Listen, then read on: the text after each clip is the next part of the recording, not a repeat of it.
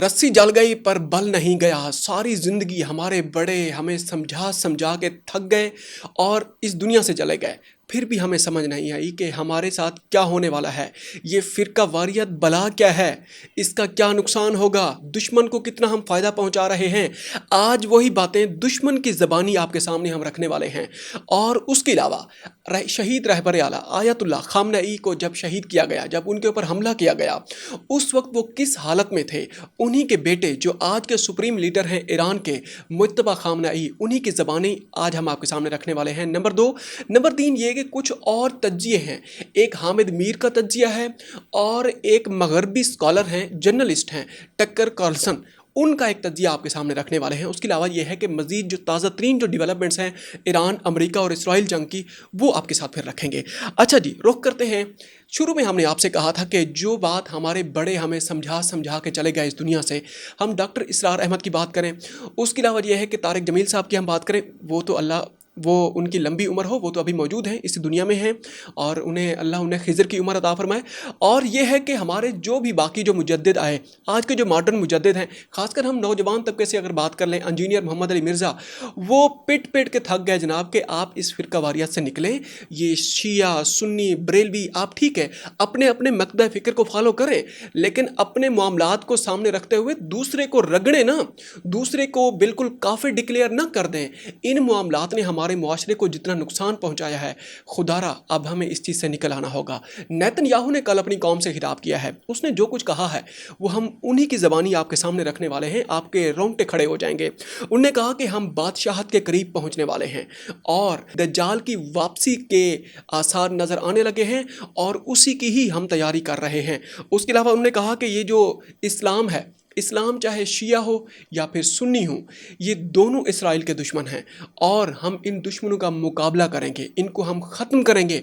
ये नेतन्याहू का कल का बयान है, वो कल आप देख भी सकते हैं, यूट्यूब पे आज भी पड़ा हुआ है वो बयान उनका। और उन्होंने कहा कि ये अपने आप को कभी ठीक नहीं करेंगे, हमें ही इनको ठीक करना होगा, ये हमारे दुश्मन हैं। उसके अलावा ये है कि नेतन्याहू का ये जो बयान है, ये जो जंग चल रही है अमेरिका, इसराइल और ईरान की, इसके मुतालिक एक तज्जिया पेश किया गया है। एक टक्कर कार्लसन एक अमरीकी जर्नलिस्ट हैं जो किसी तारों के मोहताज नहीं हैं, बहुत बड़े नाक़िद हैं मगरबी दुनिया के, खासकर यूरोप के, और जो अमेरिका इसराइल इनकी जो पॉलिसीज़ हैं इनके, उन्हें कहा है कि नेतन्याहू इस जंग का 40 साल से इंतज़ार कर रहा था।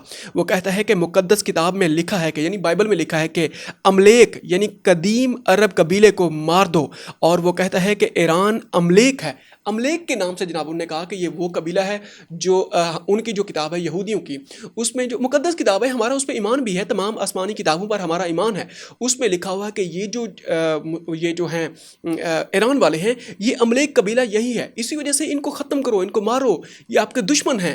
इसी वजह से हम कहते हैं कि भाई अभी भी वक्त है, ये शिया सुन्नी बरेलवी इन चीज़ों को साइड पर रखें और मुसलमान बन जाए थोड़ी देर के लिए, और आगे आपके सामने और भी तज्जिए रखने वाले हैं।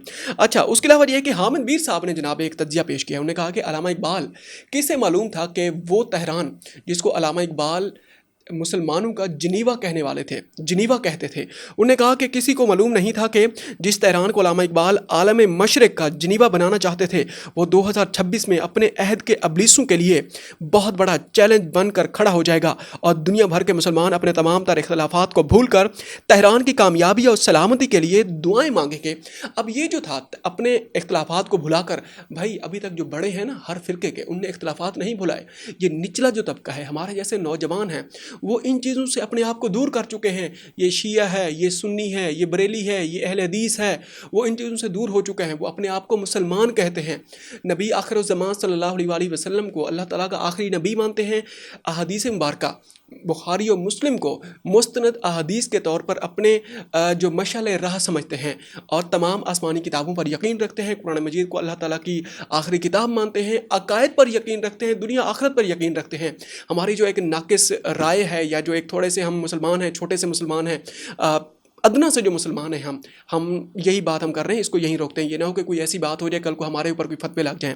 اچھا، اس کے علاوہ یہ ہے کہ ان سارے لوگوں میں اختلافات بھول چکے ہیں، اور وہ جو انہوں نے کہا کہ ہمارے بڑوں نے جو وارداتیں ڈالی ہیں، مطلب یہ ہے کہ یہ اہل حدیث لوگوں کو جناب یہ سنی لوگوں کو انویسٹمنٹ ملی ہے، ادھر سے شیعہ لوگوں کو انویسٹمنٹ ملی ہے، ان کو آپس میں لڑایا گیا ہے، اور جس طرح لڑایا گیا ہے، جس طرح ان کو استعمال کیا گیا ہے، ساری دنیا جانتی ہے۔ اب وہ معاملات ختم ہو چکے ہیں، سارے ایک دوسرے کو مسلمان کہہ رہے ہیں، اور وہ جو بہت بڑی انویسٹمنٹ تھی، ساری کی ساری انویسٹمنٹ ڈوب چکی ہے۔ اور اس کے علاوہ یہ ہے کہ ایران جنگ نے تمام فرقہ پرستوں کی دکانوں کو بند کروا دیا ہے، اور اب تمام لوگ مسلمان ہیں اور اپنے آپ کو مسلمان کہلانا پسند کرتے ہیں۔ اور اس دور میں جتنا زیادہ اہل تشیع حضرات کے لیے ہمدردی پیدا کی جا رہی ہے، پہلے کبھی اتنا ہمدردی نہیں دیکھی گئی، اور اب سارے کہتے ہیں کہ ہم صرف مسلمان ہیں، ہم نہ شیعہ ہیں، نہ سنی ہیں، نہ بریلی ہیں، نہ اہل حدیث ہیں۔ یہ نوجوانوں کی ایک تنظیم ہے، ان کا ایک تجزیہ ہم نے آپ کے سامنے رکھا ہے، اس کے اوپر ایک تجزیہ پیش کیا گیا تھا، ہم نے سوچا یہ آپ کے سامنے رکھتے ہیں۔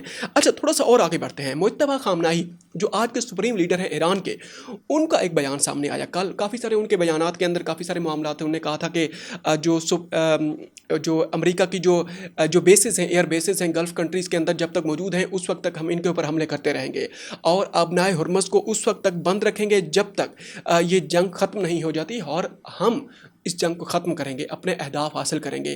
اور جو میناب سکول ہے، یا جو پہلے جو رہبر اعلیٰ شہید آیت اللہ خامنہئی صاحب ہیں، ان کی شہادت کا ہم بدلہ نہیں لیں گے۔ اس کے علاوہ انہوں نے ایک بہت ہی اہم ترین ایک بیان انہوں نے سامنے رکھا۔ انہوں نے کہا کہ my father was martyred on the morning of the 10th day of Ramzan while reciting the holy قرآن۔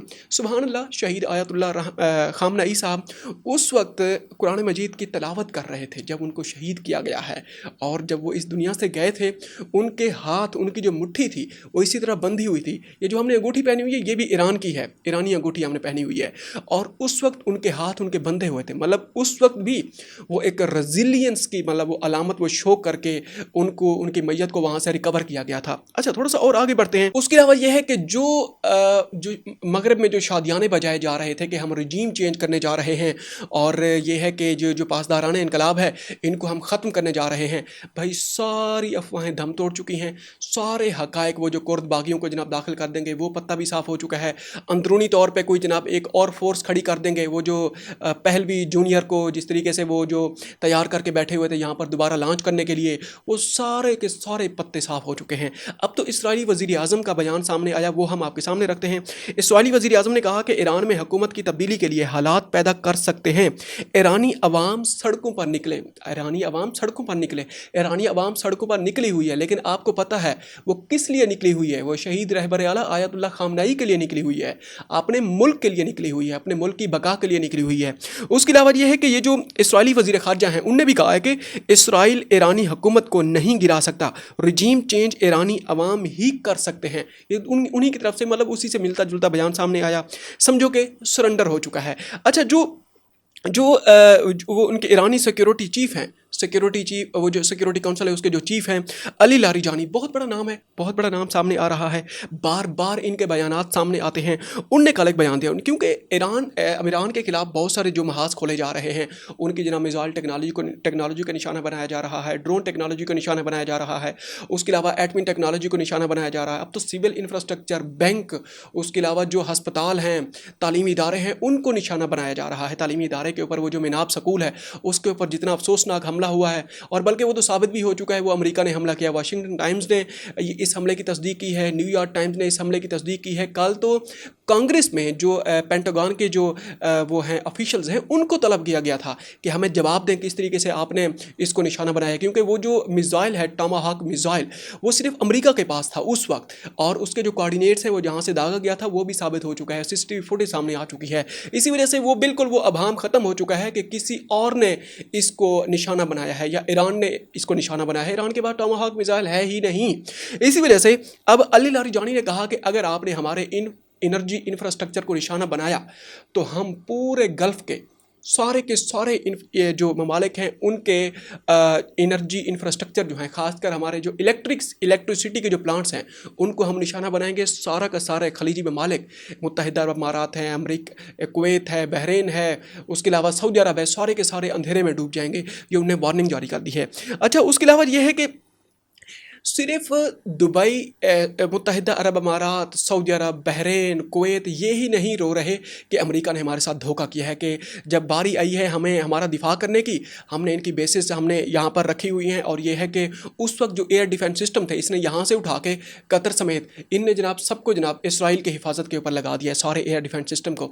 एक और अमरीकी इत्तेहादी ने भी रोना धोना शुरू कर दिया है, बल्कि रोना धोना तो शुरू नहीं किया, वो बड़े डेवलप्ड लोग हैं, वो अपने ही इकदाम करेंगे और अपने नए तरीके के साथ मामलात अमेरिका के साथ चलाएंगे। वो है जनाब शुमाली कोरिया, सॉरी जनूबी कोरिया। उनने जनाब वहाँ से भी थर्ड एयर डिफेंस सिस्टम है अमेरिका का, जिसको कतर में ईरान ने ड्रोन के जरिए निशाना बनाया है, कतर में, कुवैत में और बहरीन में कामयाबी से निशाना बनाया है, और बाकायदा तौर पर 4 मुख्तलिफ सिस्टम्स, मुख्तलिफ मकामात के ऊपर 4 थर्ड एयर डिफेंस सिस्टम की बैटरीज और रेडार्स को निशाना बनाया गया है।